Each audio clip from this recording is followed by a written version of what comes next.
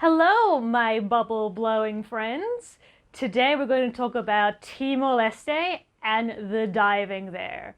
All right, for those who don't quite know where Timor-Leste is, it's a little bit north of Australia, and it used to be part of Indonesia, but they got their independence in the 1990s. So cool. The diving there is really interesting. I was surprised. I've done a few dives, in Indonesia. I've done some dives in Bali and some dives in Komodo. I thought I knew what to expect. But the diving in Timor-Leste is really interesting, untouched by modern influences.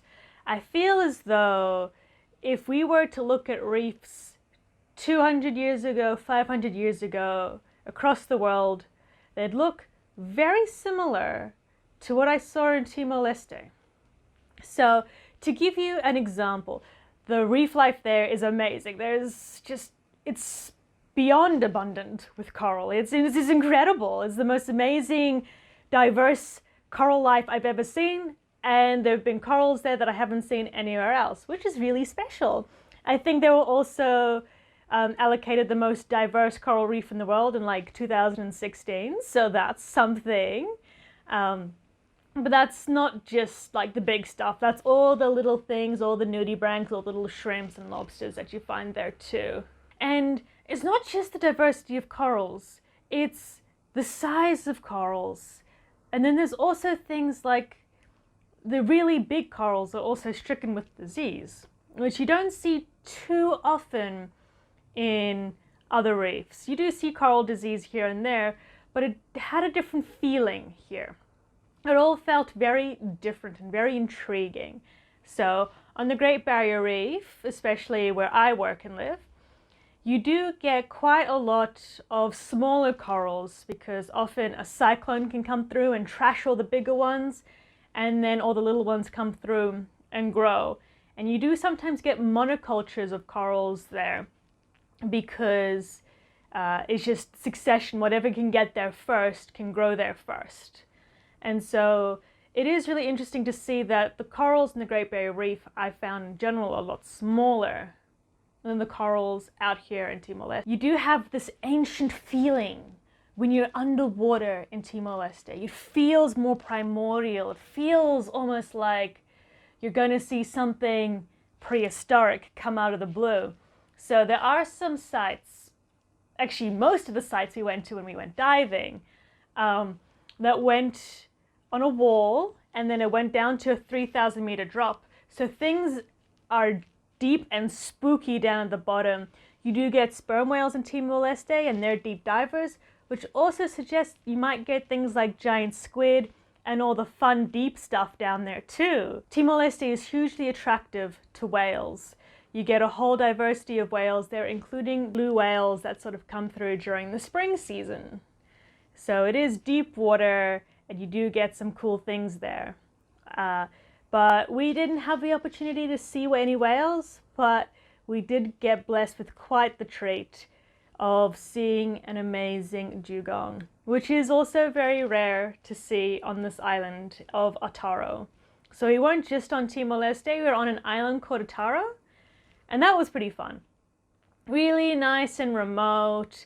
The people there were absolutely lovely, and the diving there was amazing. It was just so cool to be able to just rent a kayak, go off to that 3,000 meter drop, and just sit under the kayak all day. That's what I did, and that's how I saw the dugong. Sometimes it is the patient one that gets to see something really special. I know in Kruger National Park, it's those who just stare into the bushveld for hours will see some of the coolest things ever. So there is some value in that. I personally was just sitting under a kayak waiting for some sharks to come by, but I didn't see any. Unfortunately, in Timor-Leste, they did have a foreign vessel come through and fish up all their sharks. So Otaro has pretty much no sharks on the reef at all, which was really quite jarring to see.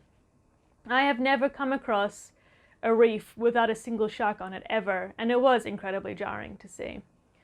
So there seemed like there were impacts with the lack of sharks, we did see quite a large parasite load on fish that I haven't really seen elsewhere. So most of the time, fish are largely parasite-free because the weaker ones get eaten off by bigger fish or sharks.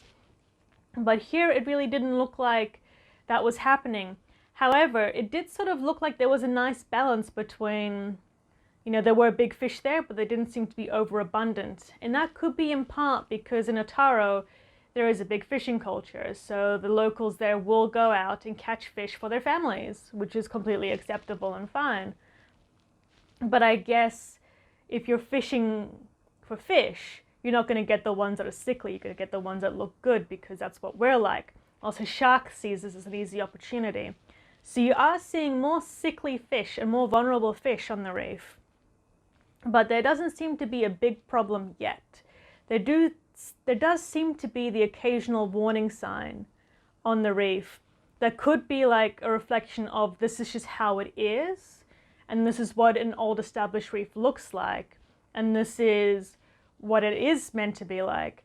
But there are warning signs, like a lot of the larger plate corals had coral disease on. I did see some very confident crown of thorns starfish, which, in the Great Barrier Reef, you don't normally see that many crown of thorns starfish because they are regularly culled. So that might be something, that there could be a lot of crown of thorns starfish on the reef, or maybe that's just like natural and that's meant to be. I don't think we can quite decide whether it's a good or a bad thing yet without looking into greater detail. It is just very interesting to observe the differences between the reefs I've seen elsewhere in Bali, in Komodo, in Australia, and the reef in Otago.